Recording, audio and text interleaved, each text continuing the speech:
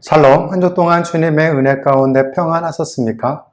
말씀의 자리로 나오신 여러분들을 예수님의 이름으로 사랑하고 축복합니다. 오늘 하나님께서 주신 말씀은 히브리서 7장 1절로 17절까지의 말씀입니다. 히브리서 7장 1절로 17절까지의 말씀. 이 멜기세덱은 살렙 왕이요 지극히 높으신 하나님의 제사장이라. 여러 왕을 쳐서 죽이고 돌아오는 아브라함을 만나 복을 빈 자라. 아브라함이 모든 것이 10분의 1을 그에게 나누어 주니라. 그 이름을 해석하면 먼저는 의의 왕이요 그 다음은 살렙 왕이니 곧 평강의 왕이요. 아버지도 없고 어머니도 없고 족보도 없고 시작한 날도 없고 생명의 끝도 없어 하나님의 아들과 닮아서 항상 제사장으로 있느니라. 이 사람이 얼마나 높은가를 생각해보라. 조상 아브라함도 노량물 중 10분의 1을 그에게 주었느니라. 레위의 아들들 가운데 제사장의 직분을 받은 자들은 율법을 따라 아브라함의 허리에서 난 자라도 자기 형제인 백성에게서 10분의 1을 취하라는 명령을 받았으나 레위 족보에 들지 아니한 멜기세덱은 아브라함에게서 10분의 1을 취하고 약속을 받은 그를 위하여 복을 빌었나니 논란의 여지 없이 낮은 자가 높은 자에게서 축복을 받느니라. 또 여기는 죽을 자들이 10분의 1을 받으나 저기는 산다고 증거를 얻은 자가 받았느니라. 또 10분의 1을 받는 레위도 아브라함으로 말미암아 10분의 1을 바쳤다고 할 수 있나니 이는 멜기세덱이 아브라함을 만날 때에 레위는 이미 자기 조상의 허리에 있었습니다. 레위 계통의 제사 직분으로 말미암아 온전함을 얻을 수 있었으면 백성이 그 아래에서 율법을 받았으니 어찌하여 아론의 반차를 따르지 않고 멜기세덱의 반차를 따르는 다른 한 제사장을 세울 필요가 있느냐. 제사 직분이 바뀌었은즉 율법도 반드시 바꾸어지리니 이것은 한 사람도 제단 일을 받들지 않는 다른 지파에 속한 자를 가리켜 말한 것이라. 우리 주께서는 유다로부터 나신 것이 분명하도다. 이 지파에는 모세가 제사장들에 관하여 말한 것이 하나도 없고 멜기세덱과 같은 별다른 한 제사장이 일어난 것을 보니 더욱 분명하도다.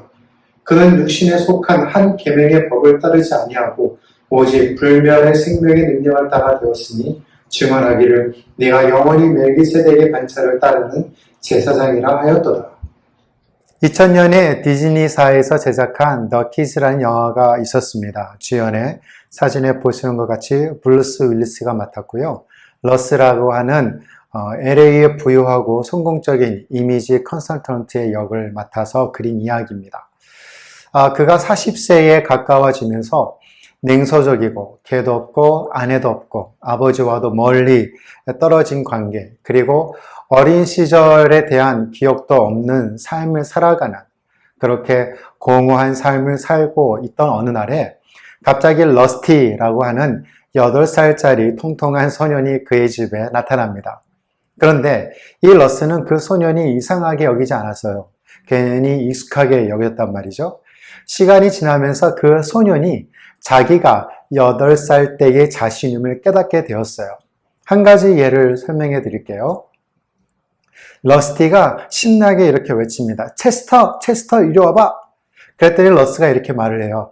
제발 그만 그 소리 그만 좀 해.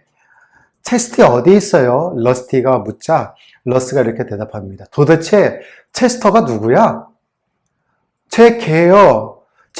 저랑 같이 다녔던 개 말이에요. 그런데 러스가 이런 말을 해요. 미안하지만 내 집에는 개가 없어.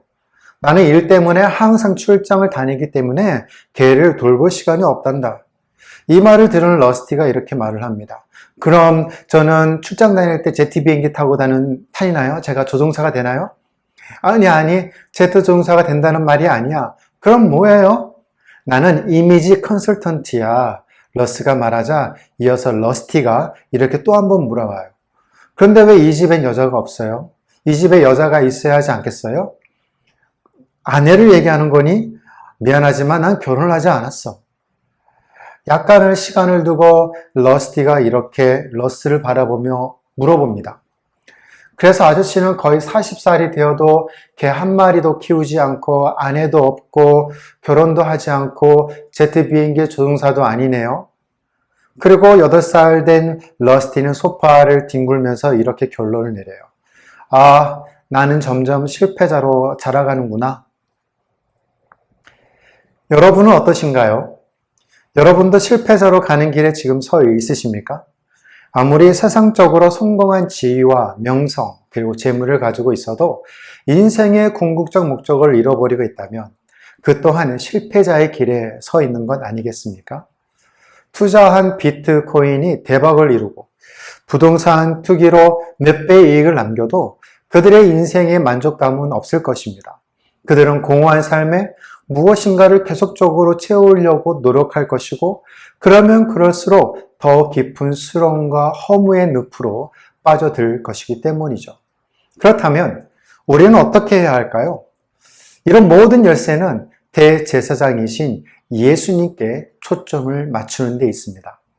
지난주에 말씀을 드렸듯이 우리의 소망을 영원의 소망에 다스신 예수 그리스도께 둬야 한다고 말씀을 드렸어요. 영원한 대제사장이신 예수 그리스도께 초점을 맞추십시오. 히브리서 6장 20절에 그리로 앞서가신 예수께서 멜기세덱의 반차를 따라 영원히 대제사장이 되어 우리를 위하여 들어가셨느니라 라고 지난주에 우리가 살펴보았습니다.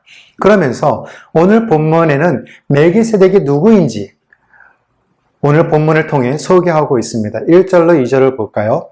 이 멜기세덱은 살렘의 왕이요 지극히 높으신 하나님의 제사장이라 여러 왕을 쳐서 죽이고 돌아오는 아브라함을 만나 복을 빈 자라. 아브라함이 모든 것의 10분의 1을 그에게 나누어 주니라. 그 이름을 해석하면 먼저는 의의 왕이요 그 다음은 살렘 왕이니 곧 평강의 왕이요. 이 단락은 창세기 14장 17절에서 20절까지 이야기를 언급한 것인데요.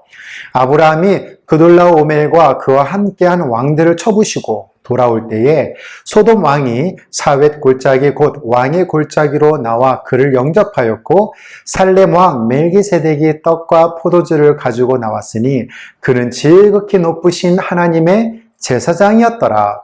그가 아브라함에게 축복하여 이르되 천지의 주제시요 지극히 높으신 하나님이여 아브라함에게 복을 주옵소서. 너희 대적을 내 손에 붙이신 지극히 높으신 하나님을 찬송할지로다 하매 아브라함이 그 얻은 것의 10분의 1을 멜기세덱이 주었더라. 여기서 말하는 네 왕들, 시날 왕, 엘라살 왕, 엘람 왕, 그리고 고임 왕 이렇게 네 왕들에게 소돔 왕, 고모라 왕, 아드마 왕, 스보임 왕, 그리고 소알 왕 이 왕들이 일종의 반란을 일으켰어요.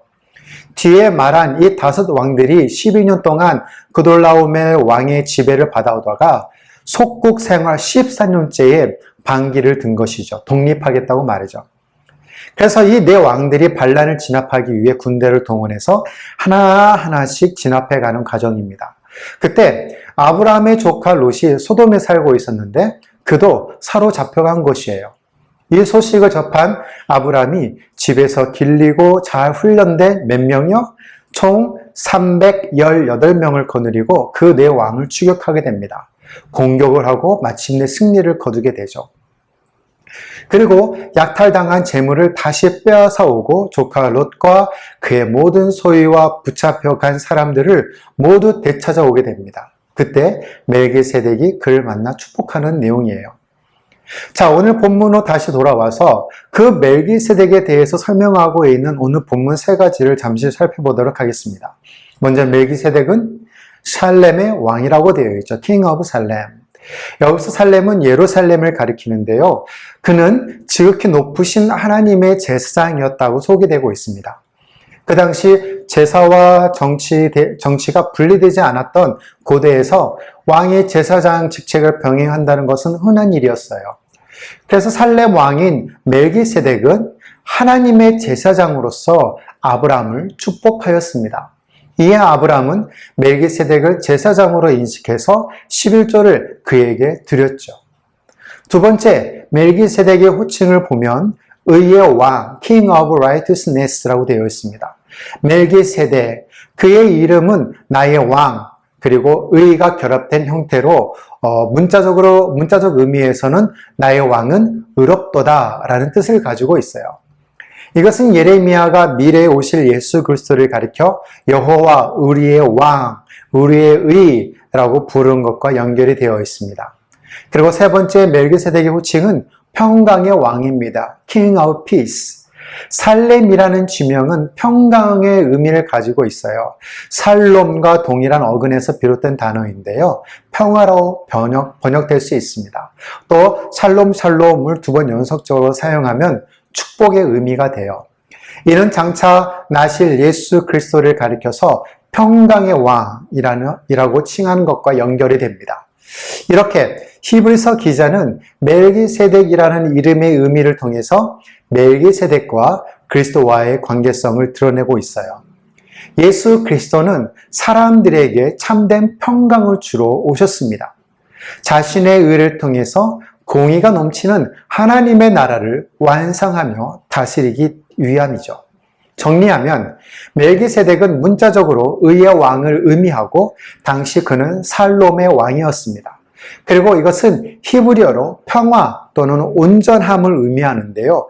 의가 다스림으로 살렘 성은 평화와 번영을 얻었다는 것이죠. 마찬가지로 의의 왕이신 그리스도께 순종하기 전에는 여러분의 삶 속에서 평화나 온전함을 결코 찾지 못할 것입니다. 멜기세덱을 소개하는 3절을 볼까요? 아버지도 없고 어머니도 없고 족보도 없고 시작한 날도 없고 생명의 끝도 없어 하나님의 아들과 닮아서 항상 제사장으로 있느니라. 여기서 아버지도 없고 어머니도 없고는 사생아이거나 천한 신분의 사람을 일컬을 때 쓰는 표현이에요. 또는 신적인 사람을 가리킬 때 사용되어졌던 내용인데요. 이것이 단지 멜기세덱이 천사와 같은 존재이다라는 것을 설명하는 것이 아니라 실제로 성경에는 멜기세덱의 부모에 대해서 언급한 내용이 없습니다. 족보에 대한 기록이 없다는 것이죠. 그의 부모와 족보가 없다는 사실은 그의 탄생이 기적적으로 되어졌다는 말을 하려는 것이 아니에요. 그것은 그의 제사장직 특징을 설명하려는 것입니다. 다시 말해서 레위 지파와 아론의 혈통의 제사장직의 승계와 같은 외적 조건에 의해서 확립된 것이 아니라 어떻게 해요? 하나님의 부르심에 의한 것임을 표현하기 위함입니다. 또한 히브리서 기자는 시작한 날도 없고 생명의 끝도 없어 라고 기록했어요. 이것은 멜기세덱의 탄생과 죽음에 관한 언급이 창세기에 기록되어 있지 않다는 점에서 그의 제사장직이 시작과 끝이 없는 영원한 것임을 강조한 것입니다. 그리스도에 대한 예표임을 나타낸 것이죠. 저자는 이러한 예표와 강조를 통해서 멜기세덱이 레위 계통의 제사장들과는 전혀 다른 제사장임을 설명하고 있습니다. 또한 멜기세덱은 하나님의 아들과 닮았다라고 하는데요. 이것은 외형적인 형태로 유사하다는 말입니다. NIV 버전을 보면 like the son of God 이라고 되어 있죠. 다시 말해서 제사장 직분으로 동일하다라는 거예요. 현대인 성경으로 보면 그는 부모도 족보도 없고 태어난 날과 죽은 날도 없으며 하나님의 아들과 같이 언제나 제사장으로 있는 자입니다. 라고 기록했어요. 그리고 그 제사장은 항상 또는 영원한 제사장으로 분이라는 것이죠. Of priest forever. 멜기세덱은 하나님의 아들 예수와 같은 영원한 제사장, 즉 영원한 대제사장이라는 말이에요. 아론의 반차에 속한 제사장들은 다 죽었습니다. 하지만 멜기세덱의 반차에서 한 제사장은 영원히 사는데 그 제사장이 바로 예수님이시죠. 그러기에 영원한 대제사장이신 예수 그리스도를 의지하셔야 합니다. 여러분 스스로가 내면의 그리스도의 형상을 회복하려는 시도를 해보신 적이 있었을 거예요. 억눌리고 찌그러진 나의 자아상을 불안과 두려움으로 내가 만든 성 안에서 은신하는 모습들, 또 온전하지 못한 그리스도의 형상을 회복하기 위해 여러분 스스로 하려고 했던 그 노력들, 여러분 기억나실 겁니다. 그 대신 영원한 전문가를 데려오셔야 해요. 그분이 누구실까요? 여러분은 누구신지 잘 알고 계십니다. 네, 바로 예수님이십니다. 영원한 대제사장이신 예수 그리스도, 영원한 중보자가 되신 예수 그리스도이십니다. 주님을 의지함으로 그리스도의 형상을 회복하십시오. 두 번째는 위대한 대제사장이신 예수님께 초점을 맞추는 것입니다. 위대한 사역자이신 그리스도를 의지하십시오. 모든 시대의 가장 위대한 대제사장이신 예수 그리스도를 믿으십시오. 4절로 7절까지의 말씀입니다. 이 사람이 얼마나 높은가를 생각해 보라. 조상 아브람도 노략물 중 10분의 1을 그에게 주었느니라. 레위의 아들들 가운데서 제사장의 직분을 받은 자들은 율법을 따라 아브라함의 허리에서 난 자라도 자기 형제인 백성에게서 10분의 1을 취하라는 명령을 받았으나 레위 족보에 들지 아니한 멜기세덱은 아브라함에게서 10분의 1을 취하고 약속을 받은 그를 위하여 복을 빌었나니 논란의 여지 없이 낮은 자가 높은 자에게서 축복을 받느니라. 이 단락에서 멜기세덱의 위대함이 이스라엘의 조상인 아브라함보다 더 높은 사람이라고 표현하고 있어요. 그 근거는 아브라함이 11조를 바쳤다는 사실에 근거합니다. 여기서 아브라함은 단순한 개인적인 표현이 아니에요. 그의 후손인 이스라엘 민족 전체를 대표하고 상징하는 존재입니다. 이런 아브라함이 멜기세덱에게 11조를 주었다는 사실은 멜기세덱이 레위 계통의 제사장들보다 더 위대하고 우월함을 암시하고 있는 것이죠. 그것이 5절과 6절을 통해 11조에 관한 문제를 놓고 레위 계통의 제사장들과 멜기세덱을 비교하고 그의 우월성을 보충 설명해 주고 있는 것입니다. 모세 율법과 전통에 따라 이스라엘 백성들은 레위 지파에게 11조를 바칠 것을 명하고 있어요. 민수기 18장 21절 내가 이스라엘의 11조를 레위 자손에게 기업으로 다 주어서 그들이 하는 일, 곧 회막에서 하는 일을 감나니. 24절 이스라엘 자손이 여호와께 거제로 드리는 11조를 레위인에게 기업으로 주었으므로. 이와 같이 레위 계통의 제사장들은 모두가 백성에게서 11조를 받아 기업으로 삼았습니다. 그렇다고 해서 제사장들이 백성보다 우월한 존재가 됐다는 말은 아니에요. 그들은 아브라함의 허리에서 나온 형제이기에 본질적으로 동등한 존재입니다. 다만 율법이 명시하고 있기에 11지파들은 레위 지파에 대해 11조를 주는 것이죠. 하지만 멜기세덱은 어떠한가요? 부모도 없고 족보도 없고 시작과 끝이 없는 멜기세덱 말입니다. 그는 아브라함 시대의 살렘의 왕으로, 의의 왕으로, 평화의 왕으로 있었습니다. 그러니 멜기세덱은 6절에서 언급되는 것처럼 레위 족보에 들지 않죠. 그러나 아브라함에게서 10분의 1을 취하게 됩니다. 다시 말하면 레위 지파의 제사장들은 율법에 의해 11조를 거두었지만 멜기세덱은 레위 족보에 들지 아니하였을지라도 이스라엘의 조상인 아브라함에게서 어떻게 했다고요? 11조를 받았다는 것이죠. 그래서 히브리서 기자는 5절에서 이 11조를 받는 문제를 비교하면서 레위 계통의 제사장들보다 멜기세덱이 훨씬 우월한 존재임을 진술했던 것입니다. 11조를 아브라함으로부터 받은 멜기세덱은 그에게서 복을 빌어 주었습니다. 그 당시 고대 사회에서 축복의 행위는 중요한 의미를 지니고 있어요. 그것은 신분상으로 높은 자가 낮은 자에게 할 수 있는 것이기 때문입니다. 그 내용이 7절에 기록되어 있죠. 공동번역으로 볼까요? 다시 말할 것 없이 축복이란 것은 윗사람이 아랫사람에게 해주는 것입니다. 여기서 높은 또는 위의 헬라어는 비교급으로 더 나은, 더 탁월한 혹은 더 위대한 이란 의미로 사용되었어요. 그러니 지극히 높으신 하나님의 제사장인 멜기세덱이 약속을 받은 아브라함보다 어떻다고요? 더 위대한 존재였다는 사실을 우리가 알 수 있겠죠. 신구약 성경 시대의 제사장들은 모두 아브라함의 후손인 레위 지파 출신이었습니다. 그러나 예수님은 멜기세덱으로서 아브라함을 축복하시고 그에게서 11조를 받으셨기에 어떤 제사장보다 더 위대하십니다. 또한 멜기세덱은 레위 지파보다 우월성을 입증하는 8절부터 10절을 다시 볼까요? 또 여기는 죽을 자들이 10분의 1을 받았으나 저기는 산다고 증거를 얻은 자가 받았느니라. 또한 10분의 1을 받는 레위도 아브라함으로 말미암아 10분의 1을 바쳤다고 할 수 있나니 이는 멜기세덱이 아브라함을 만날 때에 레위는 이미 자기 조상의 허리에 있었습니다. 여기는 in the one case는 레위 지파의 제사장들을 가리키고요. 저기는 in the other case는 멜기세덱을 가리킵니다. 그래서 그 레위 지파 제사장들은 죽을 수밖에 없는 인간으로서 11조를 백성에게 받았지만 멜기세덱은 산다고 증거를 얻은 자로서 11조를 받았다는 것이에요. 그리고 산다고 증거를 얻은 자는 3절에서 언급한 시작한 날도 없고 생명의 끝도 없어 하나님의 아들과 닮아서 항상 제사장으로 있느니라와 동일한 의미를 지니고 있습니다.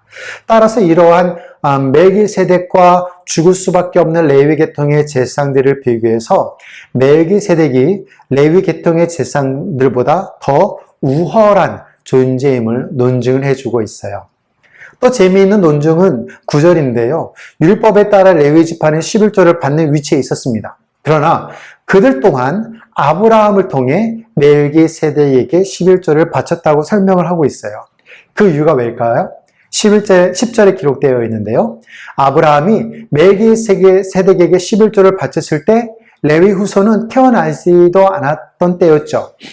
그러니 자기 조상의 허리에 있었음이니라 라는 말은 레위가 아직 태어나지도 않았고 동시에 아브라함의 후손이라는 것을 언급하고 있는 거예요.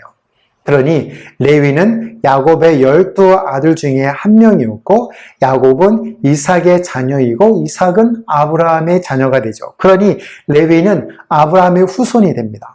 그렇다고 해서 레위가 직접 멜기세덱에게 11조를 바쳤다고는 볼 수가 없어요. 하지만 이스라엘을 대표하는 조상인 아브라함이 11조를 멜기세덱에게 바쳤기에 그의 후손인 레위도 멜기세덱에게 바친 것과 같은 행위라고 저자는 본 것이에요. 이와 같이 그리스도의 모형인 멜기세덱은 레위 지파의 제사장들보다 더 뛰어나고 더 위대한 그리스도의 대제사장직임을 알 수가 있습니다. 현대인 성경으로 이 단락을 볼까요? 제사장들도 10분의 1을 받았고 멜기세덱도 10분의 1을 받았으나 제사장들은 죽을 사람이고 멜기세덱은 성경이 증거한 대로 영원히 살아 있습니다. 그리고 11조를 받았던 레위도 아브라함을 통해 10분의 1을 멜기세덱에게 바쳤다고 할 수 있습니다. 이것은 멜기세덱이 아브라함을 만났을 때 레위는 아직 태어나지 않았고 자기 조상의 몸속에 있었기 때문입니다. 예수님은 모든 시대의 가장 위대한 대제사장이십니다. 아멘. 인생의 실패자의 길에 들어서지 않기 위해 왜곡된 내면의 자아상을 회복하기 위해 오직 위대한 대제사장이신 예수 그리스도께 의지하셔야 합니다. 여러분 자신이 아니에요. 여러분의 권력과 여러분의 재물과 지위와 명성이 아닙니다. 오직 대제사장이신 위대한 대제사장이신 예수 그리스도께 초점을 맞추셔야 돼요. 그리고 능력의 대제사장이신 예수님께 초점을 맞추셔야 합니다. 강력하고 능력의 사역자이신 그리스도를 의지하셔야 해요. 모든 시대의 가장 위대하고 가장 파워풀한 대제사장이신 예수 그리스도를 믿으셔야 한다는 말입니다. 많은 사람들은 높은 권위를 갖고 싶어 합니다. 그 권위는 권력을 가져다 주기 때문이죠. 하지만 선출직으로 최고의 높은 권위에 올랐다고 해도 그 권력을 가지고 효과적으로 사용하지 못한다면 그것은 아무런 힘이 없습니다. 그 권력으로 어느 것 하나 옳게 변화를 가져다 주지 못하기 때문이죠. 11절을 볼까요? 레위 계통의 제사 직분으로 말미암아 온전함을 얻을 수 있었으면 백성이 그 아래에서 율법을 받았으니 어찌하여 아론의 반차를 따르지 않고 멜기세덱의 반차를 따르는 다른 한 제사장을 세울 필요가 있느니라. 다시 현대인 성경으로 볼까요? 하나님은 레위 계통의 제사장 직분에 근거하여 율법을 주셨습니다. 그런데 그 제사장 직무가 완전해질 수 있었다면 어째서 아론의 계통이 아닌 멜기세덱의 계통에서 다른 제사장을 세울 필요가 있었겠습니까? 이 구절에 대해서 이해가 좀 더 잘 되시겠죠? 율법으로는 사람을 온전케 할 수 없습니다. 심지어 제사장도 마찬가지죠. 율법은 하나님의 백성이 온전한 하나님의 자녀가 되도록 도울 수 없는 기능을 가지고 있어요. 율법의 기능은 죄를 알게 하고 정죄하는 것입니다. 그 율법 아래에서는 어느 누구도 온전하지 못합니다. 다 죄인이죠. 그러기에 율법이 아닌 은혜가 필요한 것이에요. 바로 예수 그리스도이십니다. 로마서 5장 20절에서 21절 말씀. 율법이 들어온 것은 범죄를 더하게 하려 함이니라. 그러나 제가 더한 것에 은혜가 더욱 넘쳤나니 이는 제가 사망 안에서 왕노릇한 것 같이 은혜도 또한 의로 말미암아 왕노릇하여 우리 주 예수 그리스도로 말미암아 영생에 이르게 하려 함이니라. 아멘. 이 선교지에 살면서 건강을 위해 정기적으로 하는 것들이 있습니다. 저녁 식사 후에 산책을 나가 운동을 한다든지, 또 아침에 일어나서 수영을 한다든지, 또 그 중에 한 가지는 구충제 약을 매 6개월마다 정기적으로 온 가족이 같이 복용한다는 거예요. 저희 집 막둥이 체리도 포함해서요. 하지만 체리는 먹는 약을 일명 개벌레, 박멸을 위한 것인데요. 처음에는 약을 고개 빻아서 물로 희석한 다음에 주사기에 넣고 입을 벌려 넣는 방식으로 했었습니다. 근데 체리는 입을 삐쭉 내밀고 혀를 약물을 밀어내고 몸을 비틀고 온 힘을 다해 아내랑 싸웠지, 꼭 레슬링 하는 것처럼 말이죠. 그 다음 방식은 체리가 좋아하는 음식에 그 약을 넣고 밥을 주는 것이었습니다. 밥에 약 타 놓은 것을 모르는 체리는 맛있게 먹고 밥 그릇을 혀로 깨끗하게 설거지를 했습니다. 그리고 체리만이 할 수 있는 만족스러운 표정을 지으며 아내를 쳐다보죠. 체리는 강제로 연행되어 목구멍에 약물을 들어오는 것을 싫어했어요. 하지만 체리의 방식으로 약을 주니 자연스럽게 먹게 되었죠. 물론 체리가 좋아하는 맛난 음식과 함께요. 마치 율법은 우리를 강제로 속박하고 도덕성이란 약을 목구멍에 부어 넣으려고 노력하는 것과 같아요. 하지만 그것은 우리를 더 나은 사람으로 만들지 못했습니다. 다시 11절로 돌아갈까요? NIV에서 문장 처음에 시작하는 if를 보셨을 거예요. 이 가정법으로 율법과 관련된 레위 계통의 제상 직분이 불완전함을 보여주고 있는 것입니다. 레위 계통의 제상 직분으로 말미암아 온전함을 얻을 수 있었으면, 여기서 온전함은 인간과 하나님과의 온전한 관계 혹은 하나님 앞에서의 인간의 온전한 행위를 뜻하고 있습니다. 위의 의미를 생각해서 위의 단락을 보면 레위 계통의 제상 직분은 사람들로 하여금 하나님과 온전한 관계를 맺게 하는데 실패했다는 것이 되는 거죠. 왜냐하면 레위 제사장들의 제사 행위는 근본적으로 인간의 죄악의 문제를 해결해 줄 수 없었기 때문입니다. 사람들이 그들에게서 받은 율법은 자신들의 죄를 깨닫게 해줄 뿐이었고, 그 율법을 완전히 준수해서 의롭다함을 얻게 해주지 못하기 때문이에요. 그래서 아론을 쫓는 레위 계통의 제사장 대신에 멜기세덱을 쫓는 완전히 다른 종류의 제사장을 필요로 하게 되었습니다. 구약의 제사장들은 온전하지 못했기 때문입니다. 그래서 하나님은 레위인의 제사장직을 바꾸셨죠. 그러나 그렇게 하기 위해서는 율법도 바꾸어야 했습니다. 12절로 14절 말씀 볼까요? 제사 직분이 바뀌었은즉 율법도 반드시 바꾸어지리니 이것은 한 사람도 제단 일을 받들지 않는 다른 지파에 속한 자를 가리켜 말하는 것이다. 우리 주께서는 유다로부터 나신 것이 분명하도다. 이 지파에는 모세가 제사장들에 관하여 말한 것이 하나도 없고. 유대적 개념에서 제사장 직분과 율법은 불과 분리의 관계에 있습니다. 레위 계통의 제사장직이 불완전하여 백성을 온전케 할 수 없기 때문에 새로운 제사장, 즉 멜기세덱 계통의 제사장이 필요하다는 사실이죠. 또한 제사장직과 관련된 율법도 불완전하여 바뀌어야 한다는 것입니다. 그것이 13절에서 율법의 변혁에 대한 내용을 언급을 했어요. 율법은 오직 레위 지파만 제사장직을 감당하도록 명하고 있습니다. 그러나 멜기세덱의 반차를 쫓는 새로운 제사장은 율법에 규정된 레위 지파가 아닌 다른 지파, 어느 지파죠? 네, 유다 지파에 속한 제사장이었습니다. 그리고 14절에서 예수 그리스도께서 유다 지파에서 나신 것을 재확인시켜주고 있습니다. 그러나 예수님은 레위 지파에 속하지도 않고 유다 지파에 속한다는 사실은 그의 대제사장직이 혈통적인 것에 의존하는 것이 아니라 외부적인 조건이 아니라 어떻게 된다고요? 근본적으로 새로운 하나님의 질서에 의해서 결정되어졌다는 말입니다. 그렇습니다. 오직 제사장은 레위 지파에서만 나오는 것이 율법을 따르는 것인데 그럼에도 불구하고 유다 지파에 속한 예수님께서 멜기세덱의 반차를 쫓아 대제사장이 되셨다는 것입니다. 다시 말씀을 드리면 율법에 따르면 모든 제사장은 레위 지파 출신이어야만 했습니다. 하지만 예수님은 유다 지파에서 오셨기 때문에 법적으로 구약의 모세 율법에서는 제사장이 될 수가 없는 것이죠. 그러나 하나님은 율법을 바꾸셨어요. 유다 지파에서 전혀 다른 종류의 제사장이 나올 수 있도록 말입니다. 15절로 17절 볼까요? 멜기세덱과 같은 별다른 한 제사장이 일어난 것을 보니 더욱 분명하도다.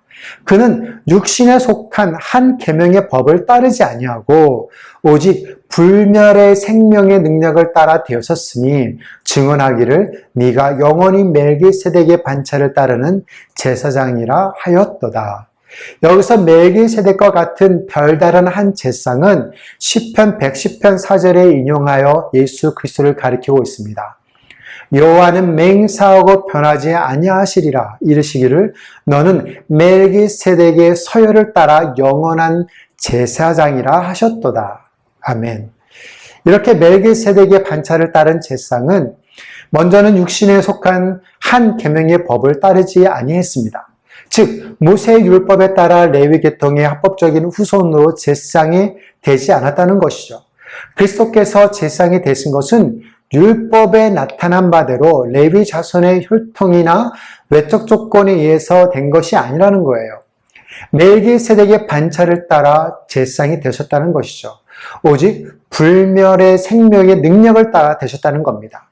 즉 그리스도의 대제사장직은 썩거나 죽을 수밖에 없는 제한된 육체의 계명, 율법에 의해서가 아니라 영원한 생명으로 된 것이라는 겁니다.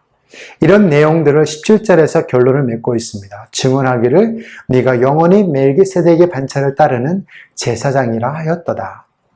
시편 4절에서 메시아가 멜기세덱의 반차를 쫓는 영원한 제사장이 될 것이라고 선언하셨을 때 하나님께서는 율법을 바꾸신 거예요. 모세의 율법과 제사장들이 온전하지 못했기 때문에 하나님은 새 제사장과 함께 새 율법을 제정하셨습니다. 그 새 제사장은 능력과 권세로 생명을 영원히 바꾸는 하나님의 아들 예수 그리스도이십니다. 구약의 제사장들은 온전하지 못했습니다. 예수님은 불멸의 생명의 권능을 가지고 계십니다. 예수님은 여러분을 온전하게 만드실 능력이 있으십니다. 여러분이 능력의 대제사장이신 예수님을 의지하실 때 여러분을 온전히 변화시키며 영원한 생명으로 인도해 주실 것입니다. 말씀을 정리하겠습니다. 구약의 제사장들과 달리 예수님은 권위의 위치만 가지고 계시지 않으셨습니다. 대제사장이신 예수 그리스도는 진정한 차이를 만들 수 있는 힘을 가지고 계시죠. 여러분이 주님께 인생을 맡기시며 주님은 여러분의 왜곡된 삶과 찌그러진 내면의 형상을 온전하게 변화시킬 능력이 있으십니다.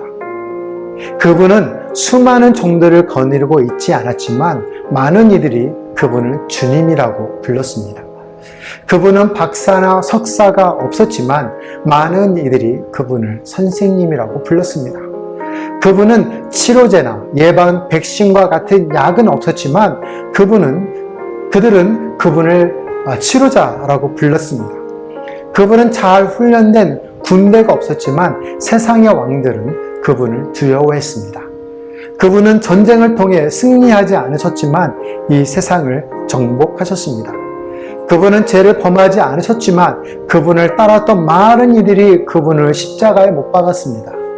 그분은 무덤에 묻혔지만 오늘날 살아계셔서 지금도 우리와 함께 계십니다. 영원한 대제사장으로서, 위대한 대제사장으로서, 그리고 능력의 대제사장으로서 말입니다. 그분은 바로 하나님의 아들이시요 그리스도이신 예수님이십니다. 돋보기로 종이를 잘 태우기 위해 빛의 초점을 종이에 잘 맞추어야 하지 않습니까? 우리 신앙도 마찬가지입니다. 오직 예수 그리스도께 초점을 맞추십시오. 만약 여러분이 예수 그리스도를 진정한 대제사장으로 받아들이신다면 여러분의 삶을 변화시키고 여러분의 내면을 온전하게 성장시켜 주실 것입니다. 여러분의 삶을 대제사장이신 예수님께 맡기십시오. 여러분 자신이 변화하려는 시도를 멈추시고 예수님께서 여러분을 위해 해 주실 것을 믿으십시오. 그리고 지금도 영원하시고 가장 위대하시고 가장 강력한 대제사장이신 예수 그리스도를 의지하시고 그분에게 초점을 맞추십시오.